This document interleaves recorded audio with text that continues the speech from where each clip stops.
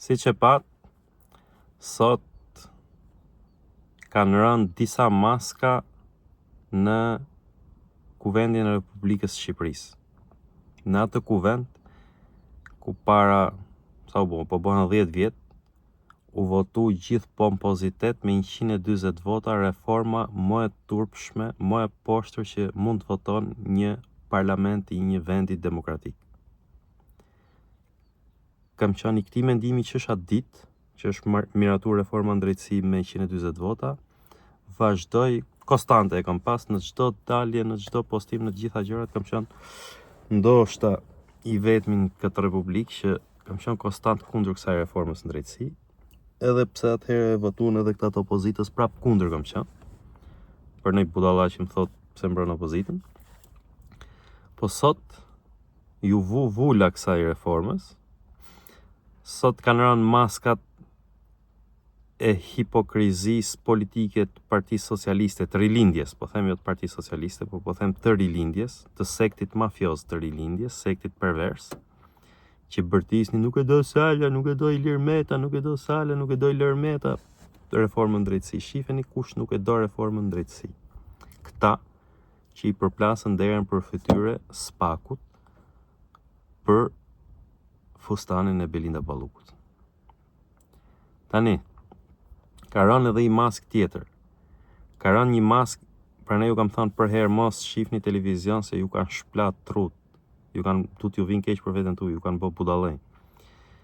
Lloj maskaraj, lloj langaraqi, lloj njeriu që i ka mbyll librat që në klasë 5 fillore, ka 10 vjet që del çdo natë televizion banak televiziv, edhe bon lau reforma drejtësi, Spaku reforma drejtësi, fut këtu me analist pro Ramës, me analist pro Berishës, me analist pro Bashës, e kujtun gjithë lloj llumi, që thjesht kanë fol si që janë pagu, nuk kanë fol si që kanë besu. Për Spakun. Ka rënë sot edhe maska e vetë Spakut. Si që kam thënë që në fillim, ju e mani men, po deshe të futu në shifni dhe videot e tjera dhe postimin. Spaku ka bëj një hile të papar në rastin e Belinda Ballukut. Spaku nuk kërkoj arrestim, kërkoj mas pezullimi që të ndodhin ato që ndodhin me gjykatën kushtetuese.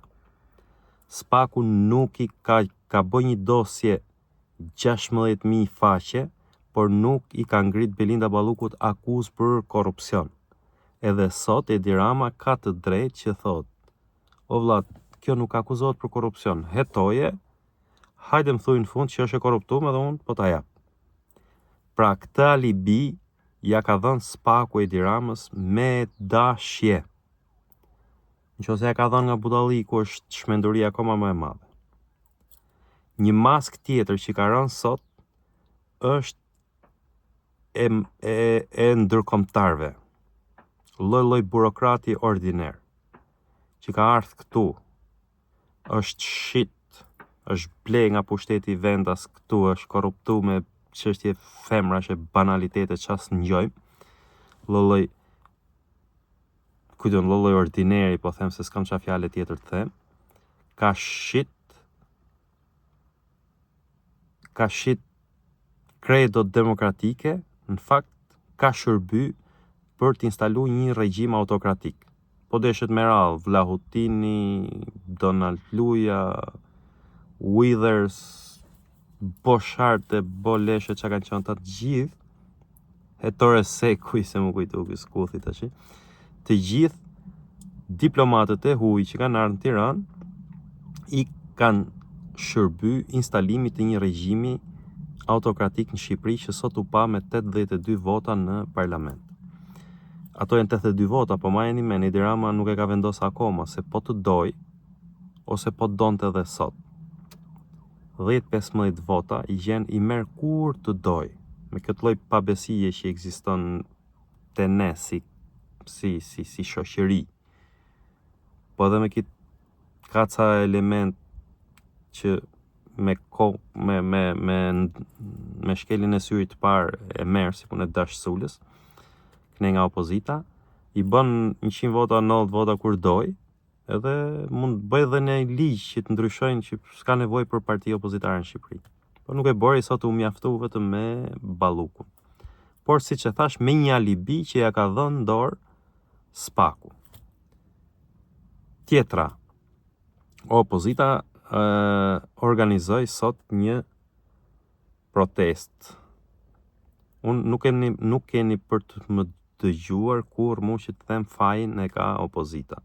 Pra se nuk ka, është shmenduri ta thush këtë, po që opozita ka gabime, opozita bën gabime strategjike në veprim, opozita ka probleme brendshme në kuptimin e aktivizimit e kujtun gjithëmëra, opozita ka shumë probleme, por problemi i këtij vendi nuk është opozita, fajtorja pse vidhet ky vend nuk është opozita, fajtor pse ikin shqiptarët nga Shqipëria nuk është opozita, ama sot opozita me protestën para parlamentit gjatë kohës që mazhoranca votonte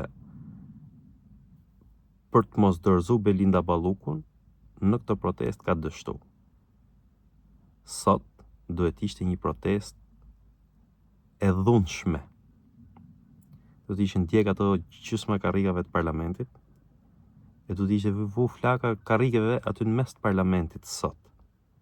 E me inimu njerëzit që ishin jashtë, me i fut brenda, me boj një sken aty, të denj, një sken, më ngjoni mirë, një sken të denj për ose proporcionale me aktin që bëri mazhoranca. Akti që bëri mazhoranca është një nga aktet më të rrezikshme që janë bërë ndonjëherë në këtë republikë, në cënimin e demokracisë, në pengimin e drejtësisë, në mburoj parlamentin bëhet mburoj ndaj korrupsionit e ekzekutivit. Pra, kjo gjë nuk ka ndodhur ndonjëherë në këtë lloj përmase, duhet të ishte edhe reagimi i qytetarëve. Tani, a nuk e bëjnë dot shqiptarët këtë, a nuk e bëjnë dot vetë qytetarët këtë, apo aq e ka aftësinë e organizimit opozita, unë këtë nuk di ta them, por që kjo gjë duhej bë sot. Nuk ndodhi, dhe sot duket sikur kemi opozitë sot ishte në ambasadat e huaja, ishte ambasada gjermane, ishte ambasada holandeze, ambasada angleze, pra ishin më opozitë sot ato, se reagimi që du të bënte opozita. Megjithatë, teoria ime, jo e imja, po që teoria që i besoj unë, është, ka qenë gjithkohën në fakt, pa u bë keq nuk bëhet mirë kurrë, sidomos në politikë. Nga sot e tutje, çfarë do ndodh? Edi Rama do përpiqet ta normalizojnë skandalin, të hynë në jetë rutinë parlamentare, sikur s'ka ndodhur asnjë gjë. SPAK-u do bëjnë sikur po heton dhe nuk do hetojnë. SPAK-u është strukturë hipokrite. Nuk e di a janë të korruptuar, por me gjas duhet t'i kenë lyë dhe turit me këtë lloj gjëje që bëjnë ata. Dhe opozita është e vetmja që nuk duhet të xhirojnë në vend dhe nuk duhet lejojnë që vendi të hynë në normalitet, aty ku do Edi Rama ta fusë. Duhet radikalizohet, po su radikalizu opozita nuk ka për të fitu më asnjë drejt në këtë vend. Votimi i sotëm me 82 vota për të pengu drejtësinë për arrestimin e Belinda Ballukut është një val tjetër ikje masive e shqiptarëve nga vendi. Pra ka pas faza të caktuara kjo mazhorancë që i ka përzon shqiptarët në blok, duke bërë dekurajime të tilla. Sot ishte një dekurajime që ky vend nuk bëhet më, nuk ka shpresë gjithë më radhë. Sot ndodhi një nga ato, kështu që unë nuk pres, me thënë drejtë, nuk pres tani që ta kuptojnë shqiptarët se çka ka ndodhur sot. Po nuk pres që ta thonë as gazetarë që kanë 30 vjet që dalin media, janë bo milionerë, e bëjnë lau në përmjeta televizive, kanë bëjë gjithmonë sipas dorës, sipas interesit të dorës që i ka ushqy, as këtë nuk e pres. Pra këta janë një kështu janë me politikën ta. Kur ka qenë PD-ja në pushtet kanë qenë hysmeqar të PD-s, po janë këto për masa që i ka bë Rama, se Rama është ekzemplari që nuk ka lënë njeri të mundshëm pa pagu për interesin e vet. Por karakteri i këtyre analistëve, karakteri i këtyre gazetarëve që unë çat doni, është i atill që kur ka dash i ka përdor PD-ja, kur ka dash i ka përdor PS-ja, ore kush si ka përdor këta.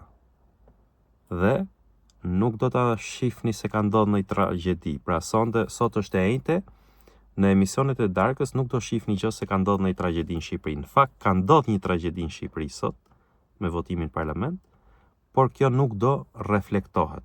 E sa kohë vazhdoni të shihni televizionet, të shihni emisionet e mbrëmjes, do ngeleni të pa informuar, do ngeleni të pa sqaruar, edhe është gjunaf, se duhet me i dhënë hakun edhe trurit tuaj, arsyetimit tuaj, logjikës tuaj. Ju ftoj të më ndiqni, ma bëni subscribe kanalin, abonohu. Nëse keni tema që doni që të dini dhe mendimin tim, mi shkruni këtu dhe më thoni, pra që du më trajtojmë këtë temë ose trajtojmë atë temë. Me kalimin e kohës, shumë prej jush ndjekësve do bëhen një pjesë integrale e kanalit tim, do flasim bashk, do ndajmë mendimet bashk, do ta fillojmë shumë shpejt inshallah dhe atë pjesë.